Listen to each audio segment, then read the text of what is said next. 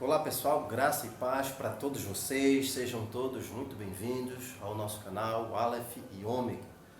No vídeo de hoje estaremos estudando a lição de número 5, que tem como título o Lamento de Jó. Na aula passada tratamos dos detalhes do ataque do diabo contra o patriarca, sua família e seus negócios. Se você ainda não assistiu à aula de número 4, que fala sobre o drama de Jó, e quer ficar um pouco mais por dentro desses assuntos, como por exemplo, quem eram os sabeus ou os caldeus, que levaram todo o seu gado, e quais os sintomas da doença do patriarca Jó, é só clicar no card aqui em cima e curtir a nossa aula de número 4. Já no vídeo de hoje, iremos aprender um pouco sobre os 3 aspectos do lamento do patriarca. Por que nasci, por que não nasci morto e por que ainda continuo vivendo. Bom, como sempre, para começarmos, nada melhor do que abordarmos algumas expressões que nos chamam a atenção e que estão exatamente aqui dentro do nosso contexto da leitura bíblica em classe. No versículo 1, por exemplo, temos a seguinte expressão: depois disto. Esse versículo, juntamente com o versículo de número 2, compõe a primeira chamada passagem de transição das 25 que ocorre em todo o livro de Jó. A maioria dos comentaristas dizem que esta expressão refere-se aos 7 dias de silêncio em que Jó esteve juntamente com os seus 3 amigos sentado na cinza. No entanto, podemos ampliar este tempo ainda mais, ao recuarmos até Jó, capítulo 2, versículo 7, pois só assim poderemos aprender e compreender a diferença ou mudança que acontece na postura do patriarca. O Jó, no prólogo, é apresentado como um homem piedoso, que suportou o sofrimento com paciência e honradez. Já o Jó, na parte poética, é apresentado como alguém muito triste, angustiado, amargurado e sem esperança. Em Jó, capítulo 2, versículo 7, é dito que Satanás feriu a Jó com uma doença, e esse foi o segundo ataque, sendo que antes disso, Jó já havia recebido o primeiro ataque do diabo sobre seus negócios e sobre a sua família. Então, ainda em Jó, capítulo 2, versículo 7, fica subentendido, por inferência, o avanço da doença, ou seja, que correu um certo tempo para que os tumores se alastrassem por todo o corpo do patriarca. Nesse caso, o tempo decorrido pode ter sido de quase uma semana. Bom, e ainda dentro dessa semana, os amigos de Jó tomaram conhecimento da situação e decidiram ir visitá-lo. Devido à distância de seus respectivos lugares, e levando em consideração a distância percorrida por dia naquela época, seus amigos devem ter levado cerca de 3 semanas até chegarem à cidade de Uz. Bom, como consequência do tempo decorrido, é natural, e lógico que a doença estava em um estado ainda mais avançado. Por isso que, ao chegarem seus amigos ali na cidade de Uz, o encontraram em um estado de pleno irreconhecimento. Jó estava irreconhecível. Pois bem, após terem chegado e condoerem-se de seu amigo, ficaram em silêncio durante uma semana.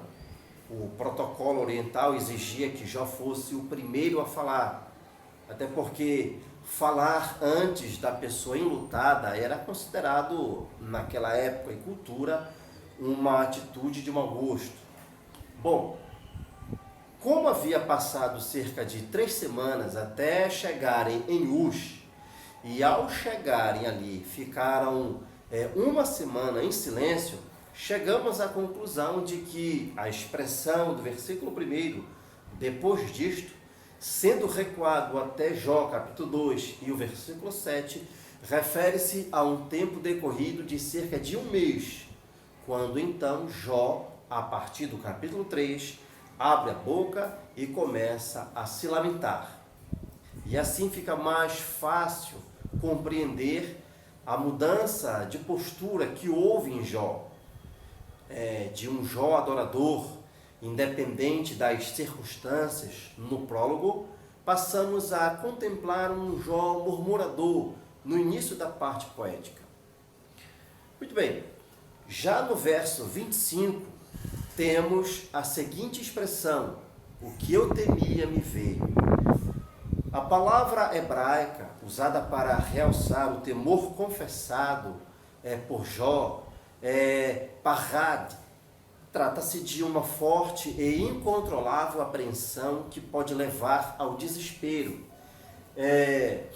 No auge de sua provação, Jó confessou um medo que o vinha coando de forma persistente e implacável, um temor que insuspeitamente cristalizou-se no seu coração. Mas a pergunta é a seguinte: qual a origem desse medo inconfesso do patriarca? Jó temia perder os seus bens, receava perder os filhos, temia a ideia de que a esposa, acuada por alguma prova, acabasse por cair na incredulidade, apavorava-o a possibilidade de ser esquecido pelos amigos.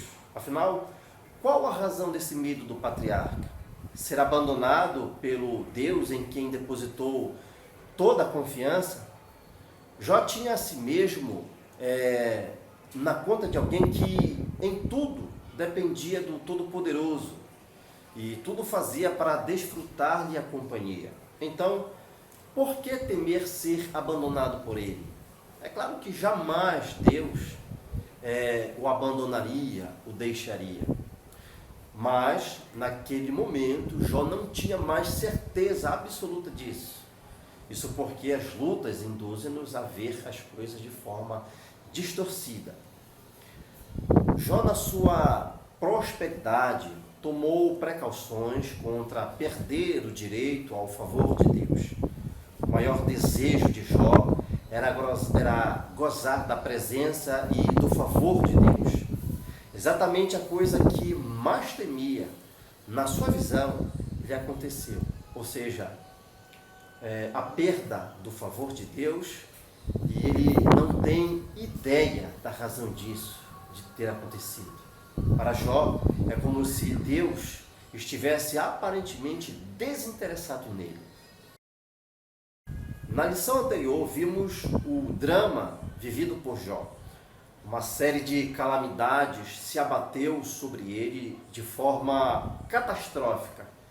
Do estado de riqueza e prosperidade, sendo o maior de todos os do Oriente, Jó passou a viver na miséria e na adversidade. Bom, já vimos que o livro de Jó tem uma estrutura literária formada por um prólogo, prosa, por um corpo em poesia, um desenvolvimento em poesia, e por um epílogo também em prosa. Percebemos que a essência do livro de Jó é poesia. E esse corpo poético do livro divide-se em 3 partes. Na primeira parte, Jó fala com seus 3 amigos. Na segunda parte, Eliú, um quarto amigo, faz 4 discursos. E, finalmente, na terceira parte, o Senhor se dirige a Jó em 2 ocasiões. Muito bem, nessa primeira das 3 partes, que é composta pelos diálogos que Jó tem com os seus amigos, aparece uma série de 3 rodadas de diálogos. Ok. A primeira rodada desses diálogos começa com a queixa do patriarca. O capítulo 3 é o grande porquê de Jó. E se você quer saber mais detalhes sobre a estrutura e a organização do livro de Jó, então clique no card aqui em cima e curta a nossa primeira aula, em detalhes. Pois bem, após essa recapitulada da estrutura do livro de Jó, percebemos que aqui, com o monólogo de Jó no capítulo 3, começa a grande parte poética do livro. Essa primeira declaração de Jó não é dirigida a nenhum dos seus amigos. Nela mergulhamos de uma forma repentina, saindo da grandeza e da perspectiva épicas do prólogo para o tumultuado e dramático parte em poema, em poesia. Ou seja, saímos da descrição exterior do sofrimento, e passamos para a experiência interior do patriarca Jó. Por causa de seus sofrimentos, Jó caiu no abismo de uma quase total desesperança. Em sua luta contra o sofrimento, Jó caiu no pessimismo, ou seja, ele passou a ter a ideia de que a sua própria existência era o mal, pois para Jó, o melhor de tudo seria nunca, na verdade, ter existido. Assim é o lamento de Jó. Ele despreza o seu nascimento, ele anseia, ele deseja a morte e ele também reclama da vida. Nesse lamento, Jó desabafou tudo o que sentia naquele momento. Assim começa, então, a ficar comprovado que Jó dificilmente poderia ser chamado ou pode ser chamado de paciente, pois já vimos que nas referências bíblicas que há, nenhuma apoia essa ideia. Por exemplo, na primeira dessas referências, quando o profeta Ezequiel menciona Jó, juntamente com Noé e Daniel, ele ressalta ali não a paciência do patriarca, mas a tzedakah, ou seja, a justiça como a virtude característica dos três personagens. Já o apóstolo Tiago, ao fazer menção do patriarca Jó, usa o termo perseverança ao invés de paciência também. Ele introduz, por exemplo, o substantivo grego rupomonen, que significa perseverança. Nos capítulos 1 e 2, vê-se um Jó conformado com tudo o que lhe sobrevém. Entretanto, a partir deste capítulo, o capítulo 3, Jó, porém, não demonstra o mesmo conformismo de antes. O que de fato acontece é que Jó, desconhecendo a trama diabólica, não tem explicação racional e teológica para tudo o que lhe sobreveio. Isso o leva, então, a questionar tudo e a todos. O lamento de Jó, todavia, não deve ser visto como algo, como podemos dizer, escandaloso. Na verdade, a narrativa mostra o lado humano do patriarca.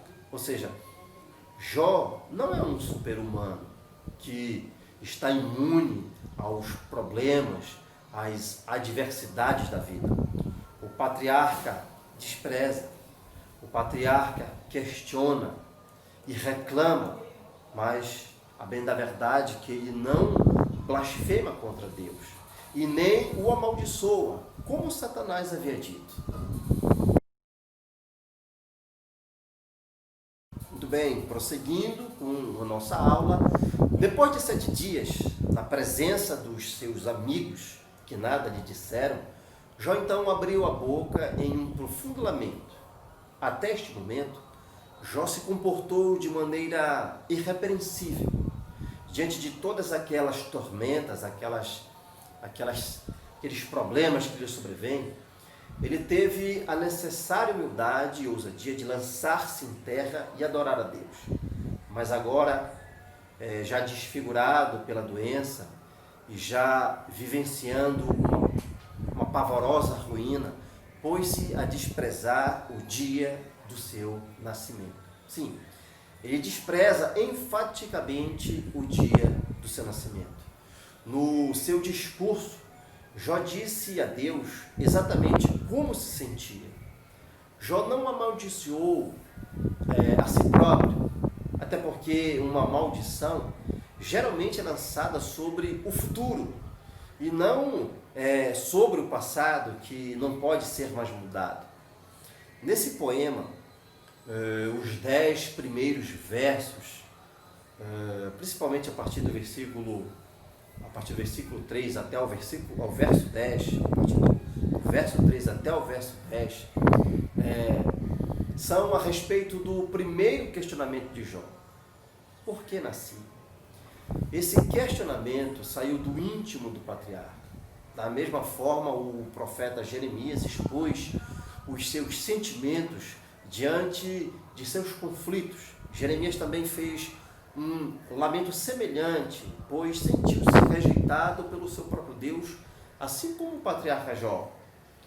A palavra hebraica kalal, traduzida como amaldiçoou, tem amplo significado. Mas o sentido básico dessa raiz hebraica traz na sua essência a qualidade de insignificância, ou seja, tem o sentido de ver com desprezo. Essa palavra, por exemplo, ela é usada para designar, para mostrar o desprezo que Agar sentiu por sua senhora Sara. Um uso semelhante também desta palavra, kalal, ocorre na passagem que Davi diz a Micael que ele se fará ainda mais desprezível. A dor de Jó o levou a desprezar o dia do seu nascimento. A lógica do lamento dele é o seguinte: se Deus não tivesse feito aquele dia, ele não teria sido concebido e, portanto, não passaria por tudo isso.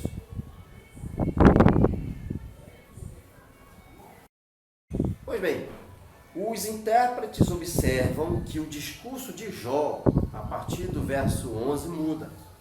A progressão de pensamento, do desprezo que sente pelo dia do seu nascimento, Jó passa a almejar a morte.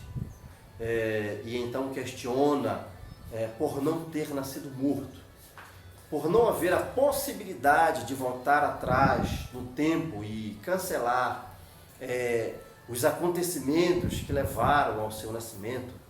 Jó volta-se então para a fase seguinte do seu lamento. Desse ponto em diante, Jó passa então a não desprezar mais a sua concepção, mas ele passa a questionar o seu nascimento. A expressão hebraica Lama lo merechem amut mibeten, por que não morri na madre, possui o sentido de natimorto, ou seja, alguém que já nasce morto. Se a morte tivesse sido o seu destino logo no início, como ele questiona, então suas maiores esperanças já teriam sido alcançadas há muito tempo. Em seu desespero, Jó pode apenas esperar pelo alívio que a morte poderia lhe trazer. Jó continua com seu argumento de não existência. Para ele, nascer morto teria sido melhor do que existir naquelas condições. Bom, duas coisas precisam ser consideradas neste ponto. É que Jó não faz apologia ao suicídio e nem ao aborto. Jó enfrentou um intenso conflito psicológico.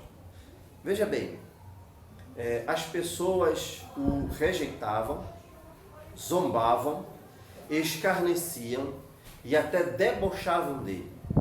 Os amigos mais íntimos, por exemplo, o abandonaram.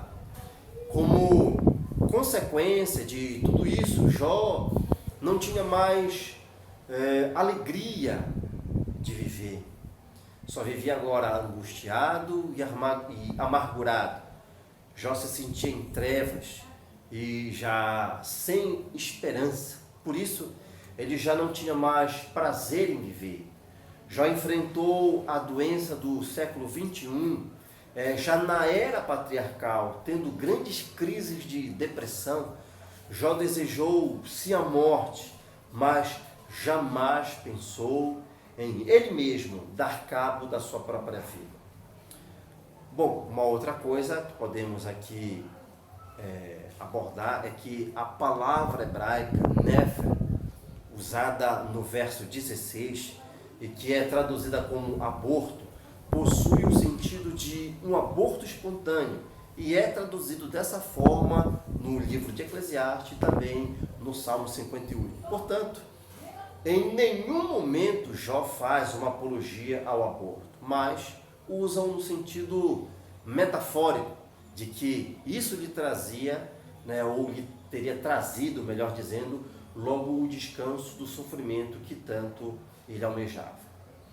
Não se deve pensar aqui que Jó não tivesse perspectiva com a vida após a morte, pois a bem da verdade é que em outra parte do seu livro, Jó demonstrava acreditar na vida eterna. Na verdade, Jó vê a morte aqui como um grande nivelador social, pois para ele todos são iguais no túmulo. A morte é agora, para Jó, mais doce do que a vida, e ele imagina os prazeres do mundo dos mortos comparados com a sua própria sorte. Então ele ali no mundo inferior, de acordo com a sua argumentação angustiante, apenas silêncio e descanso. E isso era tudo o que ele mais queria. No lugar de ter sido abortado, ele nasceu e foi lançado no mundo das tribulações. O raciocínio é claro e lógico. Para os que morreram, cessaram as angústias e tribulações da vida presente. Dessa forma, observamos que a morte havia hipnotizado o patriarca. Ele começou a olhar para a morte com mórbida alegria. Ela seria como tesouros ocultos a serem procurados, ou algo de que ele poderia se alegrar sobremaneira. Mas mesmo isso, mesmo a morte, é negada ao patriarca. Bom, como consequência de tudo isso, os seus fundamentos, os fundamentos da sua crença, haviam sido destruídos.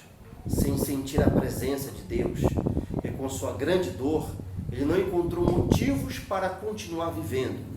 Mas lembre-se, antes de expressar todo esse desejo desenfreado pela morte, Jó suportou pelo menos um mês de intensificada dor. Muito bem. No primeiro lamento, Jó questiona por que havia sido concebido ou nascido.